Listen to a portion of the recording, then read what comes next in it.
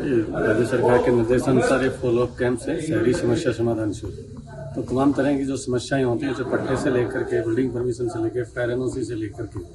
और रूटीन के जो काम सफाई लाइट से लेकर के और कोई पेचवर्क से लेकर और सीवरेज से जुड़ी जो भी समस्याएं आती हैं उनको तत्काल समाधान करने की कोशिश करते हैं। इसी कड़ी में आज जिला कलेक्टर महोदय का जो विजिट था तो उनके नेतृत्व में ही हमने पट्टों का भी वितरण करवाया, परमिशन भी जारी किए, कुछ शुद्धिकरण पट्टों के भी जारी किए, कुछ रिन्यूअल्स भी जारी किए और प्रधानमंत्री स्वनिधि में भी जिनको लोन सैंक्शन हुए हैं उनको भी चेक वितरित किए गए। इसके अलावा हमारी कोशिश रहेगी कि जितने भी लंबित पत्रावलियाँ प्रकरण हैं आमजन से जुड़े हुए उनको प्राथमिकता को समयबद्ध रूप से निस्तारित करके और राज्य सरकार के निर्देशानुसार उनकी मंशा के अनुरूप शहरी समस्या समाधान शिविर की जो 24 तारीख है तब तक जो भी पेंडिंग पत्रावलियाँ हैं प्रकरण हैं उनको विस्तारित करना सुनिश्चित करेंगे और आमजन को अधिकतम लाभ पहुँचाएंगे। राज्य सरकार के निर्देशानुसार ग्रामीण सेवा शिविर और शहरी सेवा शिविर उन दोनों के ही फॉलोअप कैंप लग रहे हैं और 1 वीक तक ये फॉलोअप कैंप चलेंगे। तो टोंक शहर के नगर परिषद के फॉलोअप कैंप यहाँ पे अग्निशमन केंद्र में चल रहा है, तो उसका निरीक्षण किया और कुछ लाभार्थी जिसमें पीएम आवास, स्वनिधि योजना, उनको किस्तों का वितरण प्लस कुछ पट्टा वितरण, कुछ एनओसी वितरण, ये सभी कार्य किए। किस तरह की यहाँ पे जो लोगों की अपेक्षाएं थी वो पूरी नज़र आए कि जो जिस तरह की योजनाएं आमजन तक पहुँचनी थी अधिकांश लाभार्थी खुश नज़र आए और खासकर जीरो टॉलरेंस को लेकर बात करते हैं उसको लेकर भी कई लोगों ने संतुष्टि दी। तो किस पीएम आवास की काफ़ी डिमांड रहती है टोंक शहर में। यहाँ पर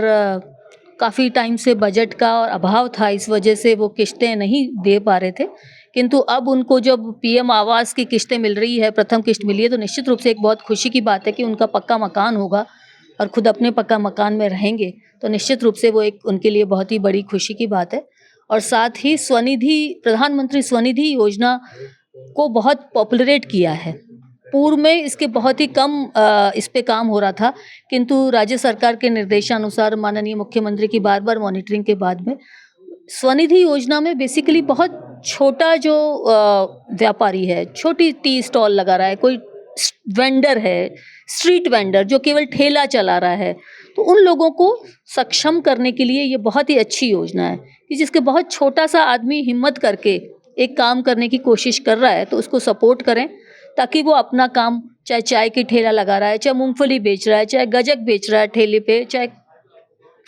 मतलब छोटे छोटे व्यवसायों के माध्यम से वो अपने आप को इंडिपेंडेंट करने की कोशिश कर रहा है, तो वो एक उसके लिए और बहुत ही अच्छी बात है कि कई लोगों को सेकंड और थर्ड किस्त मिली है। सेकंड और थर्ड किस्त तब मिलती है जब पहली किस्त को वो वापस लौटा दे, तो ये वापस लौटाने की जो नीयत होगी तभी सही मामले में आदमी काम कर पाएगा, व्यवसाय कर पाएगा। अदरवाइज पहले क्या होता था कि पहली किस्त लेके लोग समझते थे कि बस पहली किस्त जो मिल गई वो अपनी है और उसको मतलब वापस चुकानी नहीं है, और वो 10,000 रुपये लेके लोग बैठ जाते थे, उसका मिसयूज़ करते थे। परंतु अब यदि पहली किस्त के बाद दूसरी किस्त मिल रही है, तीसरी किस्त 50,000 मिल रही है, तो लोगों में व्यवसाय की प्रवृत्ति डेवलप हो रही है और इस तरह से लोग इंडिपेंडेंट हो रहे हैं। ऐसा माने शहरी निकायों में अक्सर शिकायतें ज़्यादा रहती है लोगों की, लेकिन जब आज आए लोग लाभार्थी उनकी शिकायतें नहीं थी, उनकी कई किसी एटीपी को लेकर एप्रिसिएशन था, कोई राजस्व अधिकारी को लेकर। किस तरह देखते हैं कि जिला मुख्यालय पर शहरी निकाय में समस्याएं नहीं होना, शिकायत? ये तो बहुत अच्छी बात है हमारे लिए, सबके लिए, टोंक की सभी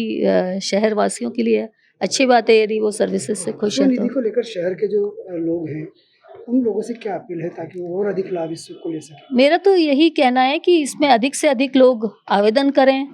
और टोंक जो है, यहाँ की जो स्थानीय परिस्थितियाँ हैं उसमें कोई बहुत बड़े व्यवसाय नहीं है, यहाँ पर बहुत बड़ी इंडस्ट्रीज़ भी नहीं है। यहाँ ज़्यादातर लोग मध्यम श्रेणी के और छोटा व्यवसाय करने वाले, मैकेनिक, पेंटर, व्हीकल के मैकेनिक, सिलाई वाले, हाथ का मतलब जरी का काम करने वाले, कारपेट बुनने वाले, इन लोगों की तादाद ज़्यादा है। तो ये सभी लोग ऐसे हैं जिनको कि इस स्वनिधि योजना में फ़ायदा मिल सकता है, वो अपने व्यवसाय को स्थापित कर सकते हैं। ग्रामीण इलाकों में भी अभी फॉलोअप कैंप ताकि योजनाओं का, समस्याओं का समाधान हो।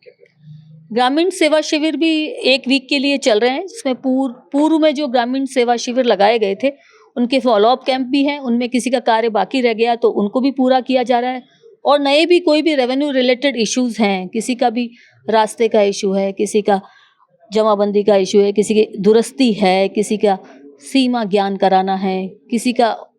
जन्म मृत्यु प्रमाण पत्र चाहिए, किसी को मूल निवास चाहिए, तो सारे जो इश्यूज़ हैं, छोटे छोटे जो काम होते हैं, उनको वहीं पे फॉलोअप करके और पूरा किया जा रहा है। और पूरी हमारी जो रेवेन्यू की टीम है और इसके अलावा 16 विभाग उसमें शामिल है, तो सभी 16 विभागों के जो लोग हैं वो वहाँ पे ग्रामीण सेवा शिविरों में हाजिर रहते हैं।